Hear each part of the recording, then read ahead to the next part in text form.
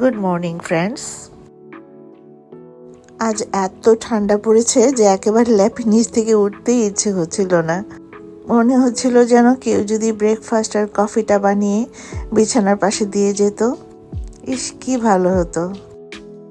যদিও জানি এ ধরনের কিছু ভাবা মানে দুঃস্বপ্ন, তবুও মাঝে মাঝে এ ধরনের দুঃস্বপ্ন দেখতে ভালো লাগে। তবে ছোটবেলায় কিন্তু এমনটি হয়েছে।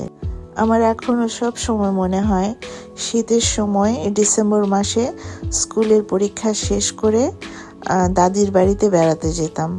আমরা দাদিকে দাদি আম্মা ডাকতাম, আর দাদি আম্মা আমাদের জন্য ভোরবেলা উঠে চিতই পিঠা বানিয়ে নারকেল আর খেজুরের গুড় দিয়ে রেডি করে আমাদেরকে ডাকতো।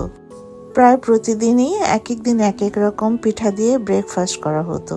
আর সেই দিনগুলো তো চাইলেও ভোলার মতো না। এখন আর দাদি আম্মাও নেই, আম্মাও নেই, আর রয়ে গেছে সেই স্মৃতিগুলো আর ইচ্ছেগুলো। ভাবছি আমিও আজ চিতই পিঠা দিয়েই ব্রেকফাস্ট করব। বাংলাদেশ থেকে কিছু খেজুরের গুড় নিয়ে এসেছিলাম, আর ঘরে নারকেল আছে, খুব মজা হবে। আমি লাস্ট টাইম যখন বাংলাদেশে গিয়েছিলাম তখন দেখলাম এই চিতই পিঠাটা সবাই নানা রকম ভর্তা দিয়ে খায়।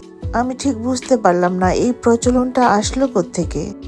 ছোটবেলায় তো আমরা সব সময় খেজুরের গুড় দিয়ে আর নারকেল দিয়েই খেতাম, কখনো কাউকে তো এরকম ভর্তা দিয়ে খেতে দেখিনি।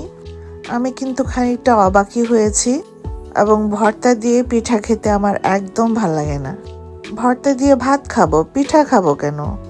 সে যাই হোক, আমার কাছে সেই খেজুরের গুড় আর নারকেল দিয়ে পিঠাই বেশি মজা লাগে। আর এই শীত আসলে যে শুধু দাদি আম্মাকে মনে পড়ে তা না, নানির বাড়ির কথাও কিন্তু খুব মনে পড়ে। এই সময়টাতে আমরা নানির বাড়িতেও বেড়াতে যেতাম।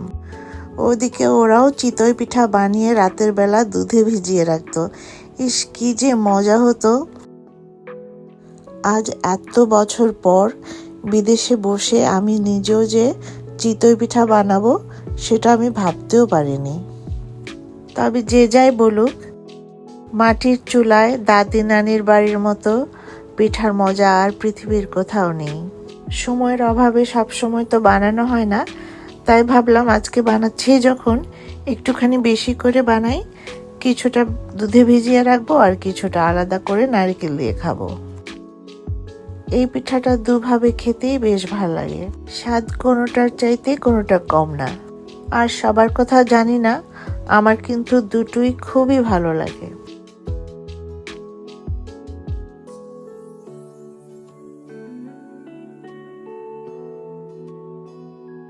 ব্রেকফাস্ট সেরে একটুখানি বিশ্রাম নিয়ে তারপর চলে এলাম দুপুরের রান্নায়।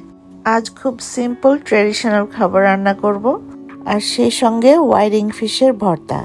ছোটবেলায় দেখতাম আমার আম্মাকে টাকি মাছ কিংবা শোল মাছ, মানে যে মাছগুলো আমরা কাটার ভয়ে খেতে চাইতাম না, সে মাছগুলো দিয়ে ভর্তা বানাতো।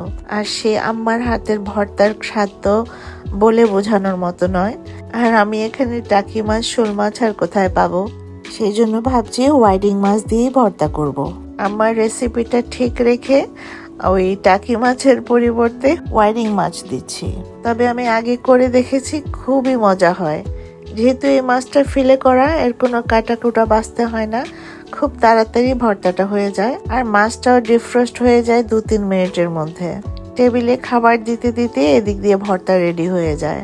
আর আজকে ট্রেডিশনাল মেনু হচ্ছে কই মাছ ভাজি, ডাল, আলু ভর্তা, ভাত, আর সেই সঙ্গে মাছের ভর্তা। ডালের পাতিলটা দেখতে পাচ্ছেন বেশ বড়, কারণ বেশি করে ডাল রান্না করছি। কিছুটা খাবো আর বাকিটা ফ্রিজ করে রাখবো। প্রতিদিন তো আর ডাল রান্না করতে ভাল লাগে না, তবে আবার ফ্রেশ ডাল না হলে ভালোও লাগে না। তবে ডালটাকে যদি সঙ্গে সঙ্গে ফ্রিজ করা যায়, পরে কিন্তু খেতে বেশ ফ্রেশ মনে হয়। তবে যেটুকু রেখে দেবো সেটুকু আমি বাগার ছাড়া রাখবো। যখন খাবো একটুখানি বাগার দিলে ডালটা একেবারে ফ্রেশ মনে হয়, আর সময়ও অনেক বেঁচে যায়। আর কই মাছগুলো এত ছোট, ভাবলাম যে এগুলি রান্না করলে কাটার ভয়ে খেতেই পারবো না, এগুলোকে ভাজি করাই ভালো। আর এদিকে ফিলেটা ডিফ্রস্ট হয়ে গেছে, আর সঙ্গে আমি রেডি করে নিলাম কিছু পেঁয়াজ, কয়েক কোষা রসুন, দুটো মরিচ, কাঁচা মরিচ, এগুলি খুব ঝাল, সেজন্য আমি দুটোই নিয়েছি। আর সে সঙ্গে নিয়েছি এক টুকরা লেবু। লেবুর রসটা দিলে মাছের মধ্যে একটা ম্যাচো ম্যাচো গন্ধ থাকে, সেটা চলে যায় এবং মাছটা খেতে বেশ ফ্রেশ লাগে। সঙ্গে একটু স্বাদ মতো লবণ আর হলুদ দিয়ে মাখিয়ে নিলাম। এটা হলো আমার হাজব্যান্ডের সবচেয়ে প্রিয় ভর্তা। এটা বানালে আর সঙ্গে একটু ডাল দিলে ওর আর কিছুই লাগে না। আর আমারও ভালো হয়েছে, যখন ঘরে কিছু থাকে না, কুইক করে এই ভর্তাটা বানিয়ে ফেলতে পারি। এই মাছটাকে একেবারে হালকা তেলে হালকাভাবে ভেজে নেব, কোনোভাবেই যেন কড়া ভাজা না হয়, তাহলে কিন্তু ভর্তাটা একেবারেই ভালো হবে না। এই ভর্তাটা আমি তেলাপিয়ার ফিলে দিয়েও বানিয়ে দেখেছি, সেটাও বেশ মজা হয়। আর পাশে আরেকটা ফ্রাই প্যানে আমি দিয়ে দিলাম পেঁয়াজ, রসুন আর কাঁচামরিচগুলো। আর এই পেঁয়াজটাকেও কিন্তু কড়া ভাজি করা যাবে না, একটুখানি লালচে হয়ে এলেই নামিয়ে নিতে হবে।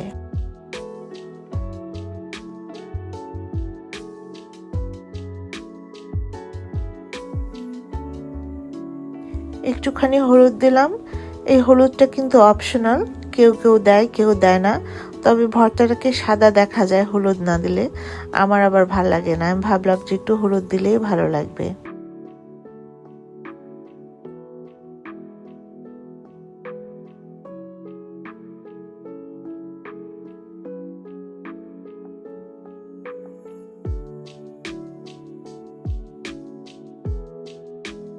এই তো হয়ে গেল, এর চাইতে বেশি ভাজি করার কোনো প্রয়োজন নেই।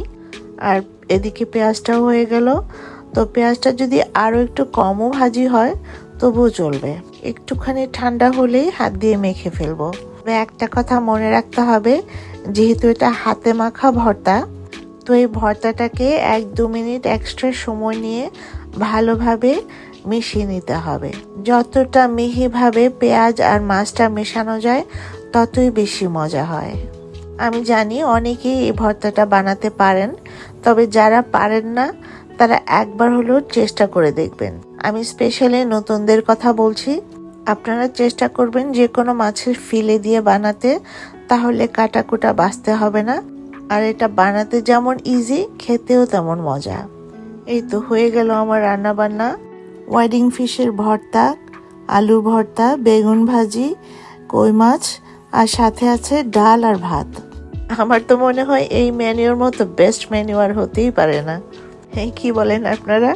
সবার দাওয়াত রইল। আমরা এখন লাঞ্চ করব, আর বিকেল পর্যন্ত যেতে যেতে ভিডিওটা অনেক বড় হয়ে যাবে, আপনাদেরকে আর বসিয়ে রাখবো না। ভিডিওটা কেমন হয়েছে প্লিজ জানাবেন। সবাই ভালো থাকুন, সুস্থ থাকুন। আল্লাহ হাফিজ, বাই।